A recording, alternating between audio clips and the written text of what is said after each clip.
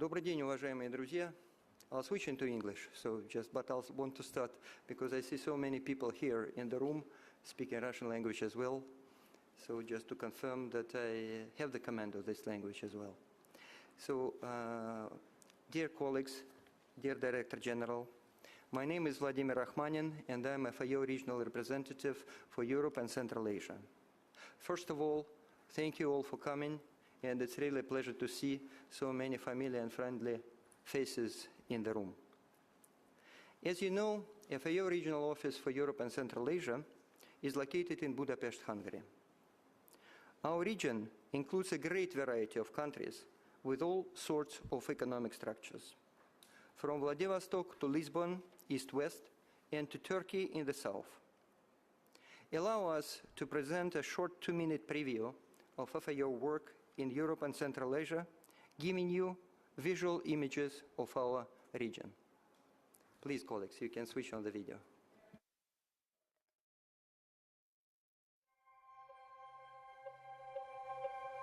It's 7 a.m. in Reykjavik, the capital city of Iceland. Families are waking up to a breakfast of traditional oats and a cup of coffee. More than 6,000 kilometers due east, it's 7 p.m. near Kyrgyzstan's eastern border with China. Families here are settling down for a dinner of chopped lamb with onions and noodles. Food. We need enough of it to avoid being hungry, and the right mix of nutrients to ensure a healthy, active life. But we also want our food to be safe and produced without damaging or depleting the natural resources we rely on.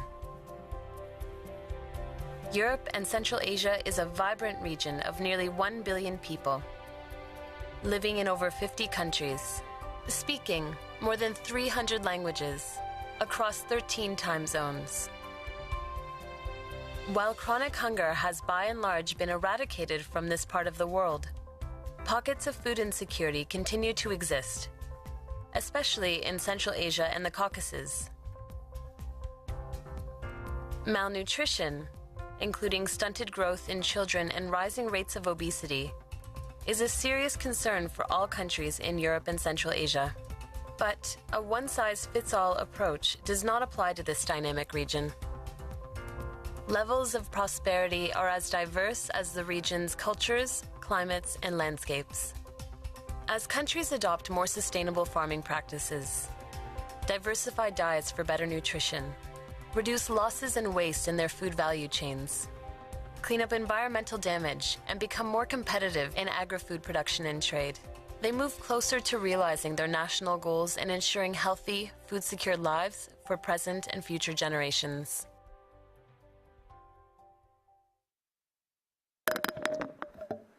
Thank you very much. Let me introduce our panel, although some of them do not need any introduction. Today, we are privileged to have with us Director General Graziano da Silva, who during his 7.5 years in the office has been tirelessly working on global stage and in our region on the implementation of FAO mandate and promotion of food security in our changing and challenging environment. And I am very grateful for Director General for paying so much attention to our region, which is very important for the food security, although looking more prosperous than others. We have another strong champion of zero hunger, FAO Goodwill Ambassador for Europe, Carlo Petrini. Carlo Petrini, as you know, is the founder of the Slow Food Movement, which has now expanded across 100 countries and continues to defend regional traditions. He sent us his special video address. We have with us renowned nutrition specialist from the Balkans, Professor Mirjana Gurinovic. Dr. Gurinovic is going to give us her assessment of the food security situation in the region, focusing on triple burden of nutrition. And last but not least, we are privileged to have with us representative of the Central Asia, Deputy Minister of Agriculture of Tajikistan, Musoev Nusratullo Nasirovich, who will share with us his insights on the joint work with FAO on food security issues in his beautiful country. Allow me to give the floor to FAO Director General Graziano da Silva. Director General, the floor is yours.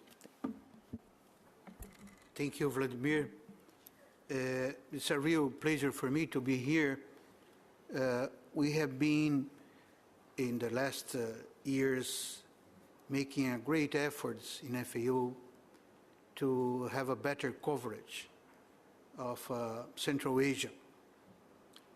This is, let's say, a new area for FAO, and we have limited resource, but we try to open office and also to be more present with our specialists in the region.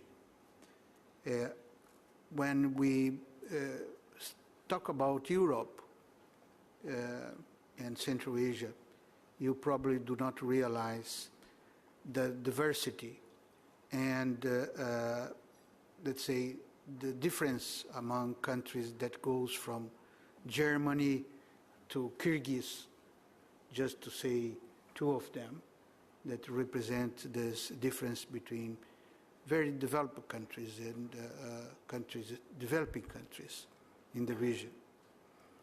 I have to say also that different from other regions where hunger has been traditionally an issue, this region is better nourished, but has been affected recently for the impact of climate change. Climate change is underpinning all the efforts we are doing to grow food and to have a better nutrition. And this is also reflected on another issue that was mentioned in the video, the growing level of obesity among the population in the region. It's an epidemic issue in the region, obesity, and I'm glad to see our research team leader on a Center of Excellence on Nutrition that will explain this issue about what are the causes underlying this malnutrition in the region. I am very happy also to see a representative of Tajikistan. Tajikistan has been an important partner for FAO, and we have been trying to do more and work more close with them in the area. The idea to present these side events is to give you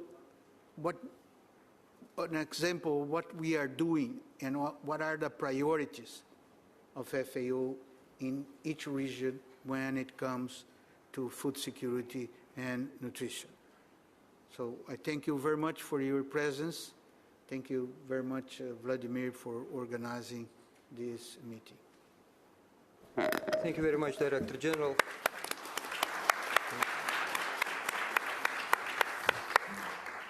Thank you very much for your introductory but inspirational and thoughtful remarks on the issues that you personally came across through your tenure as the FAO Director General.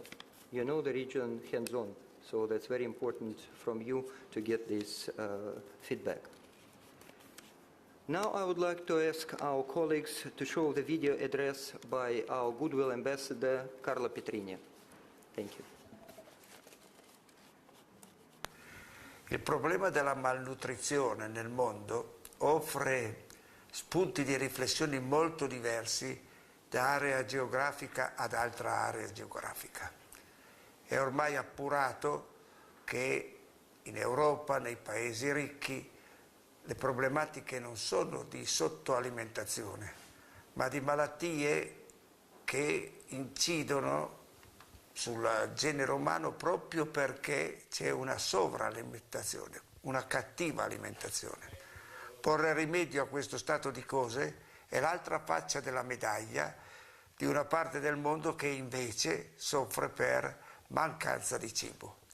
Affrontare queste tematiche è possibile solo realizzando una grande educazione alimentare, per un verso, e dall'altro nel difendere quelle piccole economie territoriali di piccola agricoltura che garantiscono la biodiversità, che garantiscono la produzione di cibi tradizionali che sono parte integrante della dieta dei singoli popoli.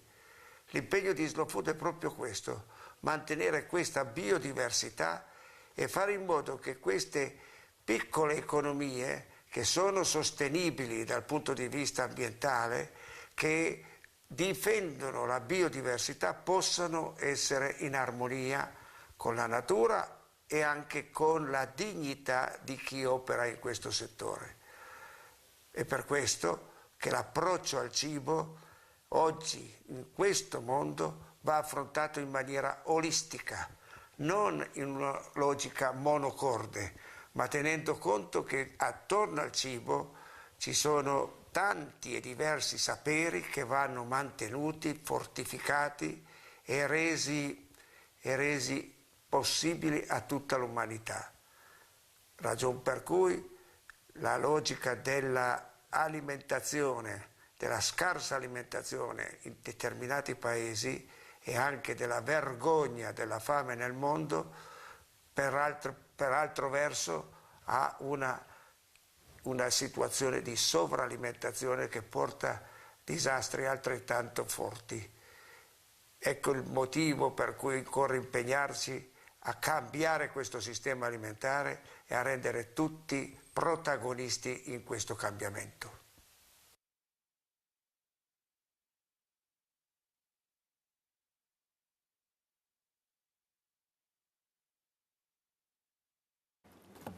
I'm sorry, I need to.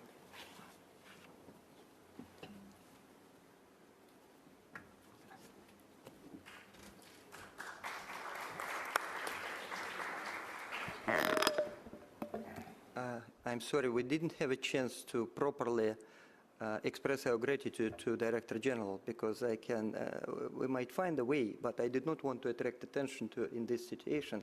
But I sincerely believe that he did a lot for our region through his dedication. It's very strange and sometimes to see that Fiji is not exotic for FAO, but Kyrgyzstan or Tajikistan is.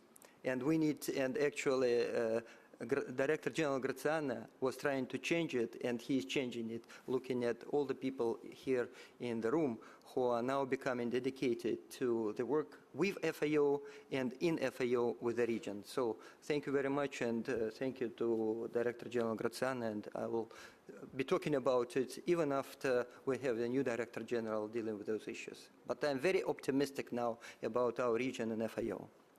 Before giving the floor to our two panelists, I would like to add a couple of words to what has already been shown or said about Zero Hunger Challenge for the region. Structured hunger, or as we call it in Russian, голод, which is more translation to famine into English, is the thing of the past in the region. But malnutrition is still present in spite of rising prosperity here. You may find the figures in the flyer in English and in Russian, which we prepared as a background for today's discussion, so I would not be overburden you with the numbers. Among important challenges for food security in the region, which we need to address, are climate change and acute crisis in the countries neighboring to our region.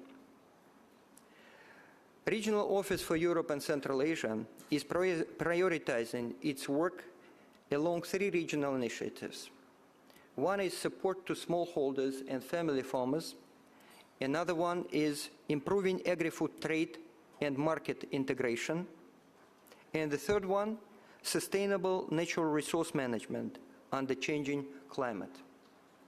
But at the same time, recently, we also start focusing more on nutrition issues, addressing increasingly negative effects of obesity and overweight, including impact of food system on non-communicable diseases.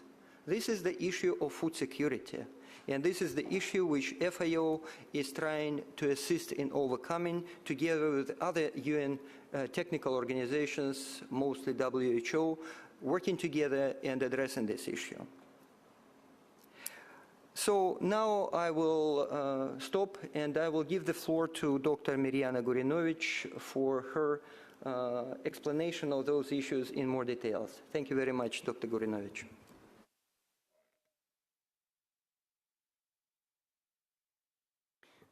Good afternoon to everybody.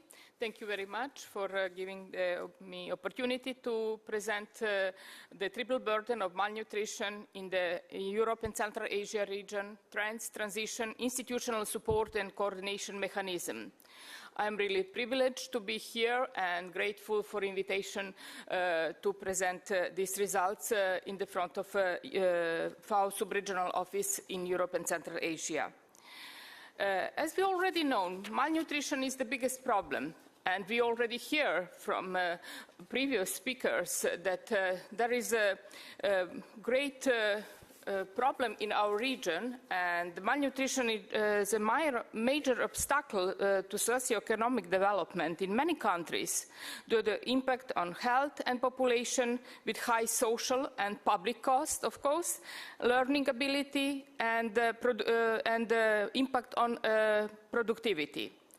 Triple burden of malnutrition, that means that at the same time we have in the region present undernutrition, overweight and obesity and micronutrient deficiencies. And the prevalence of this malnutrition problem are present in different degrees in different countries of the region. Triple burden of malnutrition, as I mentioned, undernutrition, it is in last decade, we can see that it is, there is decreasing, but it is stagnating in 6.2% in 2017, according to the latest regional overview of the food security and nutrition published from the Regional Office of Europe and Central Asia. On the other side, we have the micronutrient deficiencies, so-called hidden hunger. The micronutrient deficiencies are the most important and with the highest prevalence is iron deficiency anemia. Besides iron, there are also other micronutrients with a great deficiency, micronutrient deficiencies like calcium, vitamin A, iodine, vitamin D. But what is the biggest problem? It is the increasing prevalence of micronutrient iron deficiency in anemia in women, and it is around in Caucasus and Central Asia with present around 38%. So we have to take into account in all other further actions related to the prevention of malnutrition, especially in the micronutrient deficiencies. On the other side, we have obesity, what we already hear. Obesity is increasingly widespread in the whole region. The highest rate of was found in increase in Central Asia and Caucasus. In last period, it is around 40% from the first year of in 2000 until 2016, 40% was increase in Caucasus and Central Asia in obesity prevalence. But if we look to the prevalence of the obesity in the total population, we can see that Western Balkan is the leading in this highest prevalence of obesity, and Turkey, then Europe and the rest of the region. So in all population, we can say that around 25% of the population in Europe and Central Asia are obese and overweight. Also, malnutrition among children younger than 5, it is present. And stunting, wasting, and overweight presented as percentage of the population. We can see that stunting is a very high prevalence, actually like a medium prevalence, according to the threshold in Azerbaijan, then also Kyrgyzstan, Tajikistan, and Turkmenistan. Wasting with the medium prevalence as a public health significance is present in Tajikistan with more than 5%. But in all countries in the region, Prevalence of overweight and obesity is present in all children in medium and high risk as a public health significance. Especially we can see in Armenia, Azerbaijan, then Bosnia and Herzegovina, North Macedonia, Montenegro, Serbia, and Turkey. So these are figures related to the children under 5 years, according to the UNICEF and WHO and World Bank data. Besides the children under so young population, we have also adolescent overweight, persistently high and accelerating. The latest data from WHO present that in South Europe, we have very high prevalence of overweight and obesity in this adult very young population. What are the causes of this, and how we can make link between diet, lifestyle, and our dietary habits, and all this malnutrition problem what I mentioned before. So there is a decline in cereal intake by increase in oils, sugar, and meat products, like so-called dietary transition. This is the changing you can see in the last 30 years. Beside that, we have sedentary lifestyle, so low physical activity, high energy intake, energy density, and all this changing in lifestyle and dietary intake are one of the risk factors related to the malnutrition problem, undernutrition or micronutrient deficiency, and also obesity. According to this slide, you can see that in our region, 5 of the top 10 risk factors are driving to the burden of disease are related to the diet. So diet is actually the biggest risk for malnutrition and obesity and non-communicable diseases than, for example, tobacco, smoking, or alcohol use. So we have to take care, and all our preventive measures are important to prevention of malnutrition and improve nutrition and prevent diet-related diseases. What are the priority actions and areas identified by joint efforts of the UN agencies, ministries, civil societies, and academia in Europe and Central Asia? Here you can see some of the results of various regional symposium and platform meetings in the last 2 years. We had a big symposium, regional symposium, organized by FAO and WHO regional symposium on sustainable food system for healthy diets in Europe and Central Asia, held in 2017. And the key messages from that symposium are available also online, and you can see, but we can summarize the main key messages: that we have to support national capacities, nutrition governance, and national authorities in food system approach to improve nutrition, regular data collection and monitoring to track progress, and to make smart commitments, specific, measurable, and achievable commitments on country level to prevention of malnutrition. Then also strength evidence base for policy making, evidence-based awareness rising on the importance of address nutrition transition and increase related investment in food system to prevent all forms of malnutrition. Then also improvement of food environment, developing food-based dietary guidelines, improving nutrition labeling and nutrition education, and also rise nutrition sensitivity on food supply chain and nutrition sensitive agricultural production. Of course, there are many other important key messages, but these are the most important and summary of main key messages.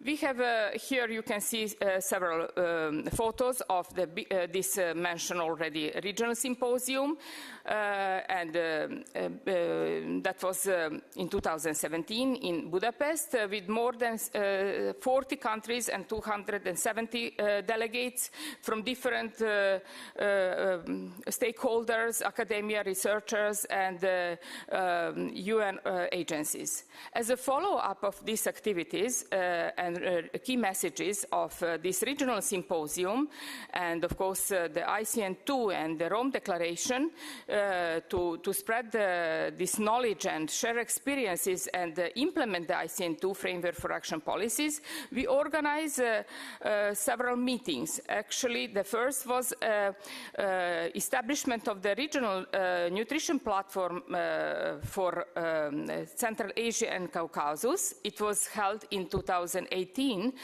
first meeting, and this year we had in April a second meeting with participation of 8 countries, different stakeholders, and identification of the gaps and needs and prioritization of the different food system elements in Central Asia and Caucasus. We have also in Belgrade CAP Nutra, Capacity Development Network for Nutrition in Central and Eastern Europe. With support from FAO, we organized the symposium on sustainable food system for healthy diets in this region. And it had declaration from this symposium. So these are some of the activities. What you can see also here in this slide, that active cross-sector partnership and collaboration is actually the key addressing multifaceted nutrition challenges in Europe and Central Asia. So that is improving nutrition and malnutrition prevention through capacity development, network sharing knowledge experiences, establishing collaboration between capacity development network related to different thematic areas of food system and nutrition governance, increasing cross-sectional collaboration, policy coherence and adequate investment for nutrition. In collaboration with this regional nutrition capacity development and partnership platform in Central Asia and Caucasus, capacity development network in nutrition in Central Eastern Europe, so-called CAP Nutra, Asia network for food security and nutrition, and all these networking are actually related to the one of the ICN2 policy recommendation for collaboration between cross network and different countries. How we can do all this implementation of all ICN2 framework and action for Rome Declaration. FAO and WHO prepared and published last year a resource guide for countries based on the policy recommendation of the Second International Conference on Nutrition. You can see here that all these action areas are divided in 24 different thematic areas, and the action area following are the 60 policy recommendations. All countries are responsible to make smart commitments and identify the national targets following the recommendation for the ICN2 and improving food system and sustainable food system and prevention of malnutrition in all countries according to the identified situation and priority targets and achieving the prevention of malnutrition. Thank you for your attention.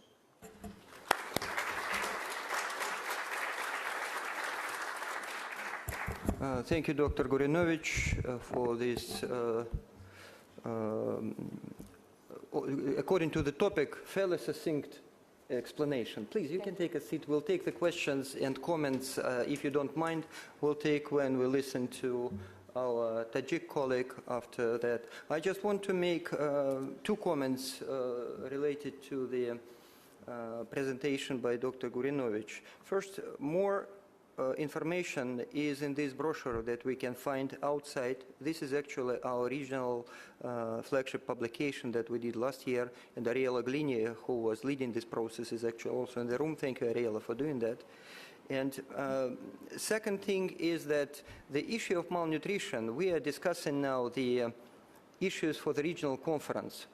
Next regional conference, which is the governing body of our region, which will be taking place next May in Uzbekistan. And today I have a big meeting and very interesting, constructive discussion. What might be the topics for a ministerial roundtable? We suggested the issue of healthy diets. And I believe that what Mariana presented to us actually support this concept. Of course, I believe that the member states will make the most correct choice for our joint discussion, but healthy diets will be very important for the region. So thank you, Dr. Gurinovich, once again. This year's conference here, which is taking place in this building now, its discussion is focused on the issues of migration, some of them. Tajikistan has its positive experiences here. School feeding is also one of the priorities of joint work between FAO and Tajikistan. Allow me to give the floor to Deputy Minister of Tajikistan, Nusratullah Nasirovich, to tell us about their experiences. Пожалуйста, Nusratullah Nasirovich.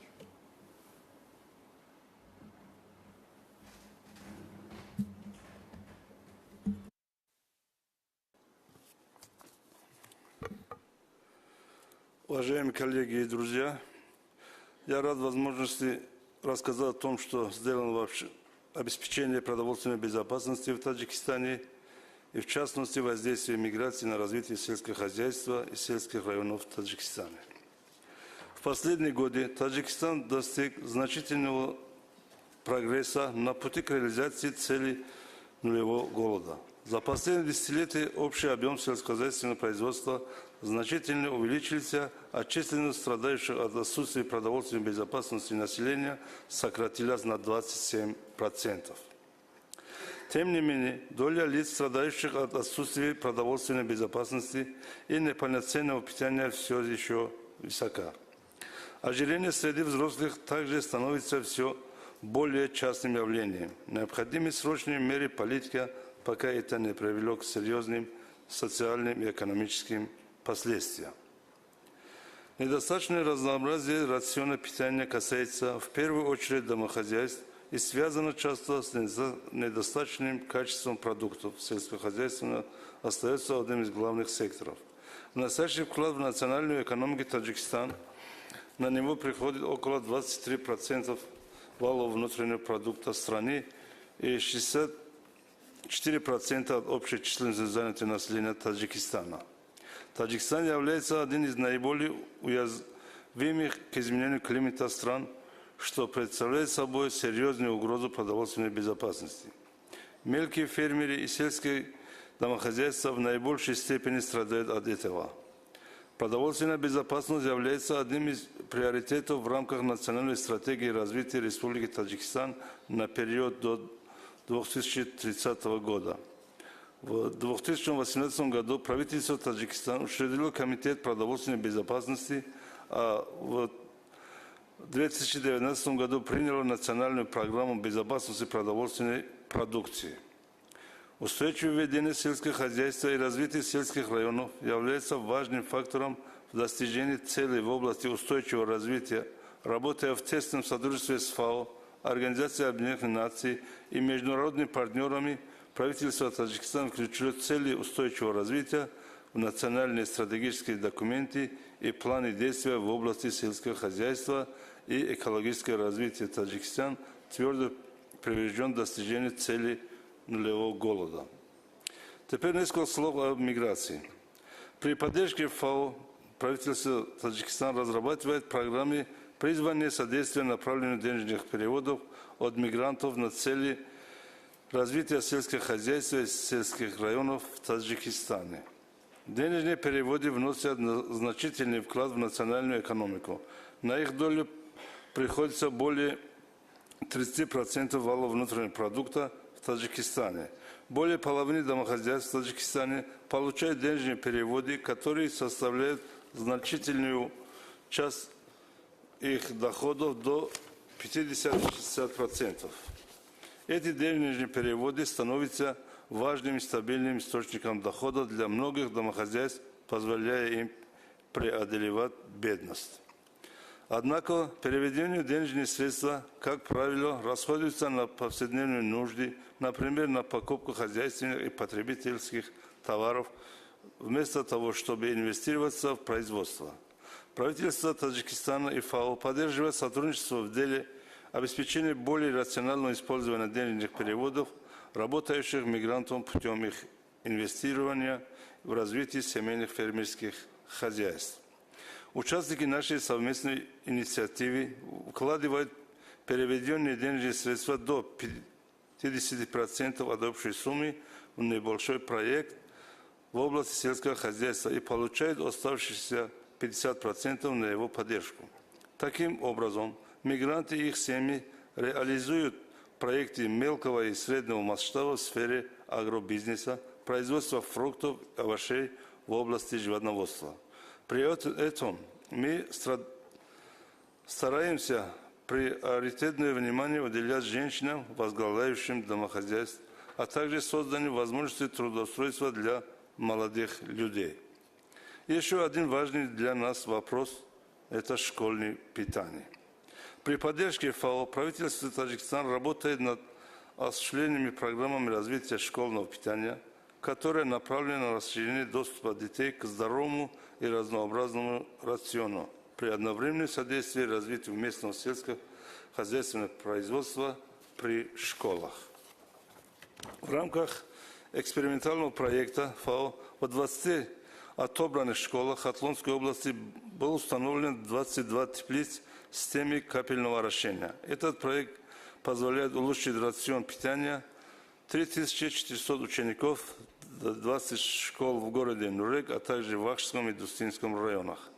Данная экспериментальная программа также используется для содействия реализации будущих инициатив, тестирования различных практических и стратегических аспектов производства, закупки, хранения, распространения и контроля качества пищевых продуктов для программ школьного питания. Уважаемые коллеги и друзья, приверженность Таджикистана достижению цели нулевой голод ставит перед страной чрезвычайно сложные задачи, связанные с реформированием ее институтов. При поддержке со стороны ФАО и Европейского Союза мы принимаем меры по улучшению национальных структур, занимающихся решением стратегических вопросов в области обеспечения продовольственной безопасности и безопасности пищевых продуктов, разрабатываем решения для укрепления институциональной и правовой базы. Работаем над развитием управленческих потенциалов на национальном и субнациональном уровнях. Мы стремимся совершенствовать систему контроля безопасности пищевых продуктов и стандарты производства в целях укрепления экспортного потенциала страны и повышения конкурентоспособности сырьевых товаров. Таджикистан разрабатывает решения для привлечения инвестиций частного сектора и развития партнерских отношений в ключевых областях в целях оказания поддержки мелким фермерам. Проведение реструктуризации сельскохозяйственного сектора позволит привлечь частный сектор к работе в таких ключевых областях, как предоставление услуг, продвижение инноваций, создание потенциала в области переработки и хранения продовольствия. А правительство будет концентрироваться на вопросах обеспечения контроля качества, безопасности и других мерах нормативного регулирования. В ближайшие годы мы надеемся продолжить наше сотрудничество с ФАО и другими международными партнерами для интеграции передового опыта и технологических решений в развитии сельскохозяйственного производства и сельских районов. Здесь я отдельно хотел бы отметить потенциал нашего сотрудничества в рамках инициативы «Один пояс и один пот». Этот проект играет особую роль в развитии инфраструктуры сельских регионов нашей страны и обеспечении продовольственной безопасности. Мы будем работать над укреплением нашего национального потенциала в области обеспечения продовольственной безопасности и повышения продуктивности сельского хозяйства на благо процветания нашего народа. Благодарю за внимание.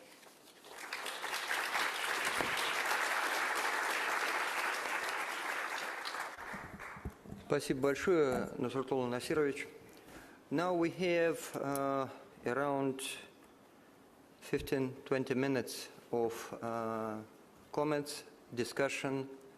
I would very much appreciate if you have any suggestions. Of course, today we could not cover everything what we are doing, and I have still the list where I enumerated the areas where we need to work. because if we want to present our region, which is extremely diverse, it will take not one side event, but a regional conference as we are doing for 2 days. But I believe if you have any questions related to our activities, what we are doing in the region, what are the prospects for the region, or any comments, suggestions, what can we do better and how can we proceed further, I would very much appreciate it. So just raise your hand and identify yourself. I would be happy to. One of the things that I still believe that we shall be more incorporating in our work, and it's not related directly to food security, but strong introduction of Russian language into what we're doing. I'm sorry, my Russian language is my native language, but I speak here in English. And and I believe for the convenience of many people. But at some smaller gatherings when we have only Russian-speaking people, and it's not something that we want to prefer one language against another, it's simply the convenience. I know that in Central Asia, many countries are talking in Turkish, or just you can name it any way, but its language is a Turkic language. In our area, it's important because the agricultural sector was developed in the Russian language. And the countries of the Soviet Union the former Soviet Union came to FAO only in the early 90s. So with all respect for all the languages that we have, sometimes it's more convenient to do the technical discussions in the countries where they speak in Russian in this language. But we also, if I see our Ukrainian colleague here, we need to incorporate Ukrainian as well, which is the new language for the organization, and it's not a working language, but still showing the respect and knowledge of and appreciation of what you are doing. So we have many issues. Colleagues, please, you have a chance. I don't see any, so probably I will invite you to the adjacent room when we finish for discussion in a less formal environment if you are ready and interested. But allow me now probably to use not all remaining time, but a few minutes just to share with you the main priorities that I brought from the years I work in this region. First, and it may be very simple, that it's important for FAO to work in Europe and Central Asia. This looks like, again, like a prosperous region where many things has been resolved. But first of all, not all of them are resolved. And second of all, we need to prevent any difficulties that might happen in today's very rapidly changing environment. So importance of the region for the work of FAO is definitely here, and we have a strong support from our countries in working there. We focus maybe on 4 major areas, which is going from west to east: Western Balkans, Belarus, Ukraine, Moldova, Caucasus, and Central Asia. That's where we can work as FAO, work operationally. That's where we believe there is immediate need, because our capacity is limited. We cannot cover everything. We are privileged to have very strong partners in the region.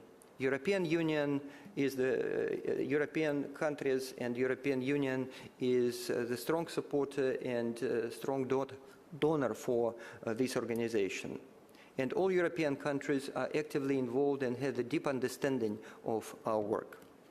We have Turkey, which is also a traditional partner for FAO, and we are operating on large programs related to the region, but now we're getting outside of the region as well, and we very much appreciate your support and insistence, and we also recognize one of areas of work which we are doing in Turkey. This is accommodation of Syrian refugees. And the Turkish government is doing a lot in working with almost 4 million people displaced. Then we have Russian Federation, the country which came to FAO in 2006, but the strong agricultural country. And we are building relations, understanding each other, and we are progressing on different very important areas. And we are having China, which is outside of our region, but is very actively engaged in the in work on in Central Asia as well as in the Balkans. As my Tajikistan colleagues mentioned, One Belt, One Road initiative. This is the part where China is interested, and that's where we want also to build our cooperation. I do not want, I apologize if I don't mention all the countries. I simply want to mention where we need to progress and acknowledge where we already progress, but to need to continue in the same manner.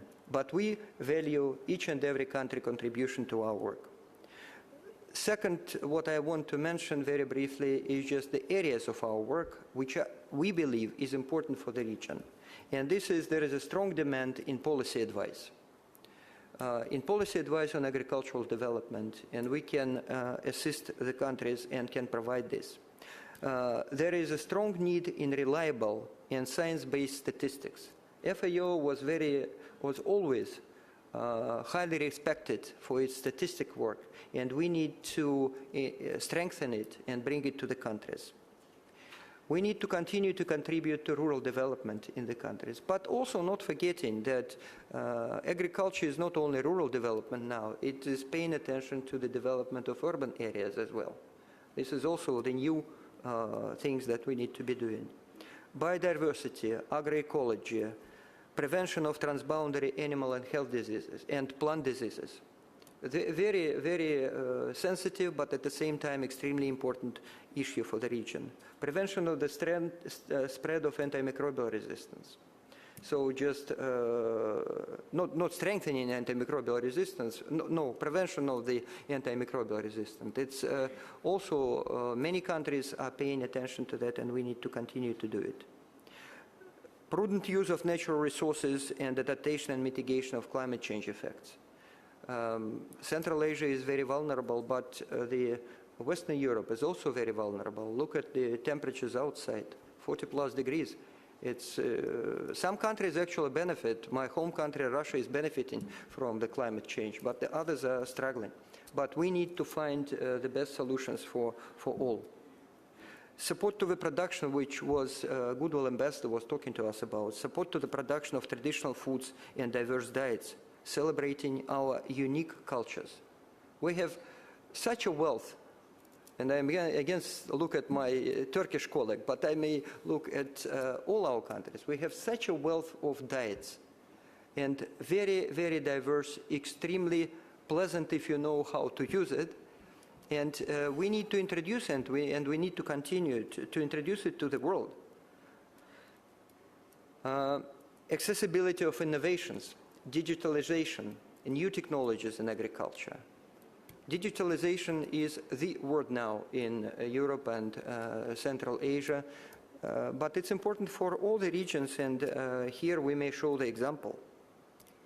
In concluding, I just want to say that we can succeed only working together.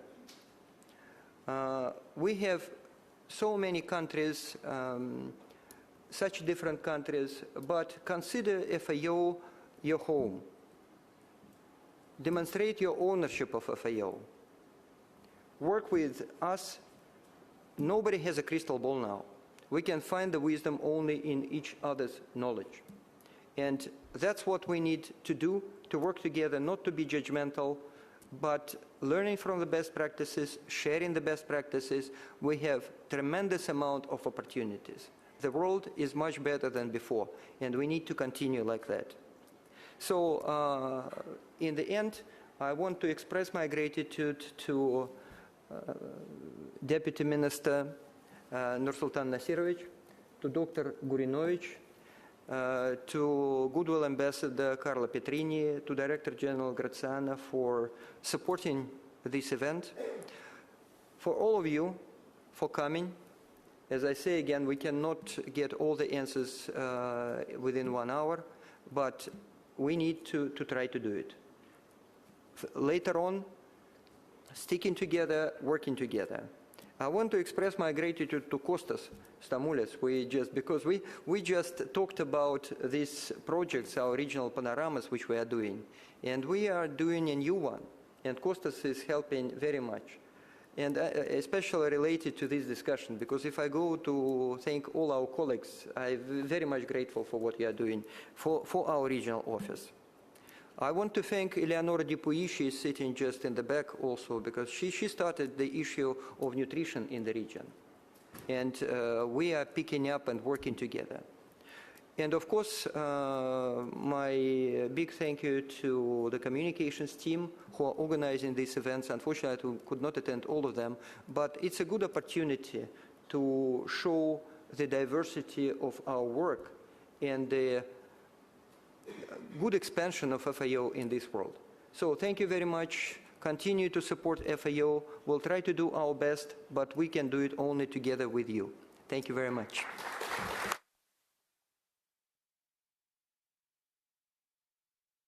As I said, there is a room outside. We can go and continue talking a little bit. Thank you.